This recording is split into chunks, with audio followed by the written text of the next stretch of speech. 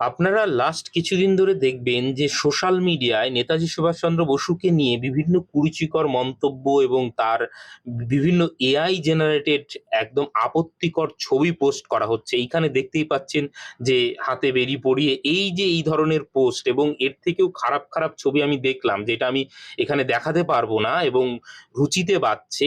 এবং এইটা বেশিরভাগটাই কিন্তু কুচবিহারের কয়েকজন, এই যে এখানে দেখছি হামা কুচবিহার বলে একটা ইয়ে থেকে ইয়ে মানে পোস্ট হয়েছে।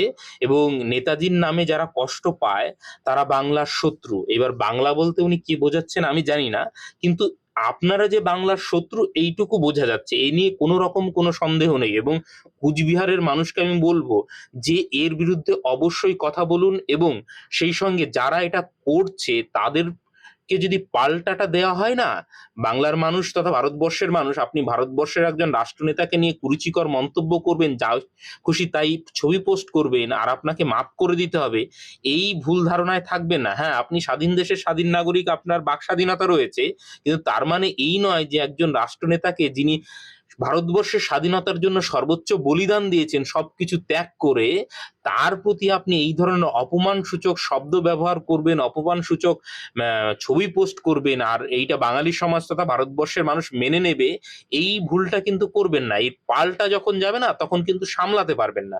আর প্রশাসনের কাছেও আমার একান্ত অনুরোধ, এই যে এই অকাজগুলো যারা করছে, নিকৃষ্ট মানের কাজগুলো যারা করছে, তাদের প্রতি যেন যথাযথ ব্যবস্থা নেওয়া হয় প্রশাসনের তরফ থেকে। প্রশাসন কেন এই বিষয়টাকে আমল দিচ্ছে, এইটাকে কেন ইয়ে করাচ্ছে? দীর্ঘদিন ধরেই কিন্তু এই বাহানাটা চলছে। এবং এই যে বিকৃত ইতিহাস, এবার কুচবিহারের ইতিহাস নিয়ে যারা গর্ব করছেন, কুচবিহারের ইতিহাস আপনারা পড়ুন। আপনাদের ইতিহাস কে মুছতে গিয়েছে? আপনাদের ইতিহাস কেউ মুছতে যায়নি। আপনাদের ইতিহাস এখন পঞ্চানন বর্মা ইউনিভার্সিটি হয়েছে, সেখানে ইতিহাস বিভাগে গবেষণা করুন। এবং সরকার তো টাকা দিচ্ছে। ইভেন আমি নিজে রুষা 2.0 প্রজেক্টে ছিলাম, যেইটা হচ্ছে হেরিটেজ, মানে বাংলার হেরিটেজ নিয়ে কাজ হচ্ছিল। তো সেইখানে লকডাউনের আগের কথা বলছি, যে আমরা কুচবিহারের ইতিহাসটাকেও কিন্তু ইনক্লুড করেছিলাম সেই সময়।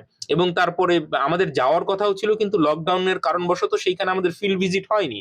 কিন্তু এমন নয় যে কুচবিহারের ইতিহাসকে কেউ অস্বীকার করছে বা কুচবিহারের ইতিহাস মুছে ফেলা হয়েছে। আপনারা তো এত ইতিহাস জানেন, তাহলে ইতিহাস নিয়ে গবেষণা করুন, সেগুলো লেখুন।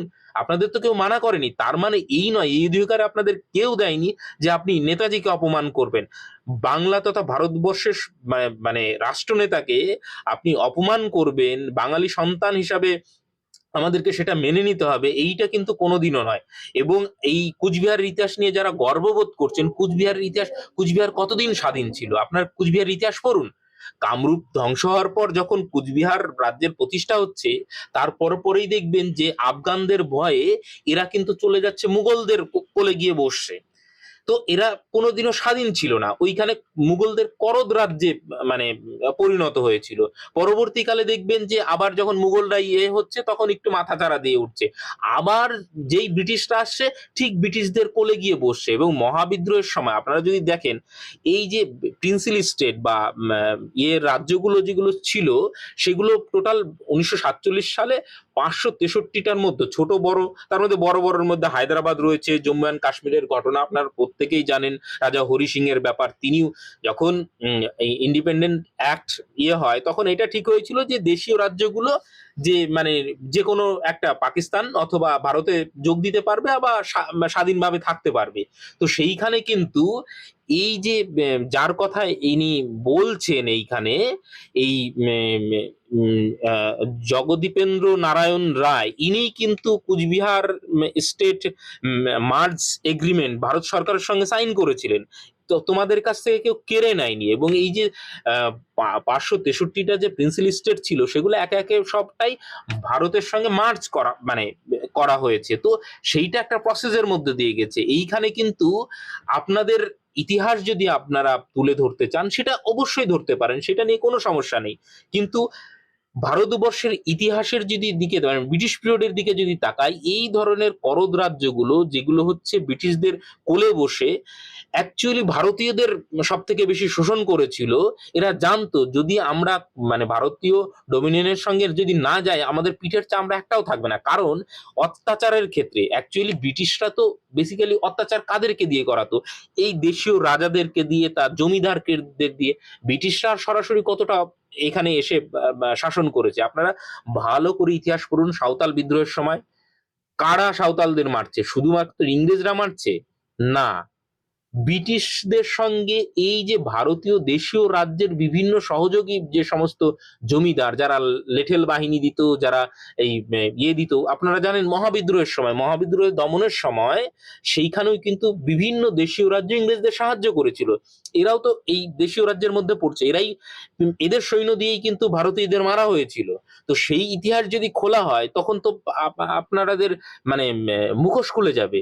এই ভারতবর্ষের অত্যাচারের ক্ষেত্রে মানে যদি সাধারণ মানুষের ওপর সব থেকে বেশি অত্যাচার করে থাকে ব্রিটিশ পিরিয়ডে, তো এই দেশীয় রাজা জমিদার যারা ব্রিটিশদের কোলে বসেছিল, এরা কিন্তু হ্যাঁ, পরবর্তীকালে মহাবিদ্রোহের পরবর্তী সময় সিদ্ধান্ত নেওয়া হয় যে এই ভারতীয় সৈন্যদের ওপর নির্ভরতা আমাদের কমাতে হবে এবং আম, আমাদেরকে ইংরেজ সৈন্য বাড়াতে হবে। তার মানে এই নয় যে মানে পুরোপুরি ভারতীয় সৈন্যকে একদম ওয়াইপ আউট করে দেওয়া হয়েছিল বা বাদ দিয়ে দেওয়া হয়েছিল। এই দেশীয় রাজাগুলোই ছিল ইংরেজদের সব থেকে বড় দোসর। এরা ভিক্টোরিয়াকে মানে মা বলতো, এবং এরা ব্রিটেনে পরবর্তী সময় দেখবেন সমস্ত দেশীয় রাজার ছেলে মেয়েরা দেখবেন যে ইংল্যান্ডে যাচ্ছে রাজ পরিবারের মানে একটু দেখা পাওয়ার জন্য, তারা কাকুতি মিনতি করছে। এই যে যে যারা ন্যারেটিভ চালাচ্ছে, এরা বেসিক্যালি ছিল হচ্ছে ইংরেজদের দোসর এবং সব থেকে ভারতবর্ষের সব থেকে বড় শত্রু মানে সাধারণ জনগণের দিক থেকে যদি দেখি। এরা আবার বড় বড় ডায়লগ দিচ্ছে যে মানে আমাদের বিশাল মানে ঐতিহ্যশালী ইতিহাস ছিল। তোমাদের ইতিহাস হচ্ছে নিকৃষ্টতম মানের ইতিহাস। ইতিহাস পড়ো, তুমি খুঁজে বের করো যে কুচবিহার রাজ্য কতদিন স্বাধীন ছিল আর কতদিন করদ রাজ্যে, মুঘলদের অধীনে কতদিন করদ রাজ্যে ছিল এবং ব্রিটিশদের অধীনে কতদিন করদ রাজ্যে ছিল, তাদের চামচাগিরি করতো। সেই ইতিহাস লেখো ক্ষমতা থাকলে। সেই মরদ নেই, তুমি কোচবিহারের ইতিহাসের ইয়ে হয়ে যাচ্ছে বলে তুমি নেতাজিকে অপমান করবে? তোমার এত বড় সাহস! আর বাঙালি সন্তান হিসাবে সেটা মেনে নিতে হবে। তো এইটা কিন্তু অত্যন্ত খারাপ হচ্ছে। এর পাল্টা যে প্রতিক্রিয়াটা আসবে তার জন্য প্রস্তুত থাকুন, এইটুকু বলে দিলাম।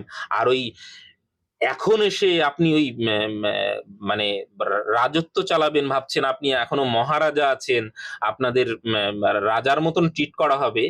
রাজার কি পরিণতি হয় জনগণের হাতে, স্বৈরাচারী রাজার, সেইটা নিশ্চয়ই ইতিহাস যদি মানে বোধ থাকে, তাহলে নিশ্চয়ই এই ধরনের কাজ থেকে বিরত থাকবেন। আর না হলে পাল্টা প্রত্যুত্তরের জন্য প্রস্তুত থাকুন। তখন কিন্তু নাকে কান্না করে এসে তখন বলবেন না যে আমাদের সঙ্গে কিন্তু খুব একটা ভালো করলো না।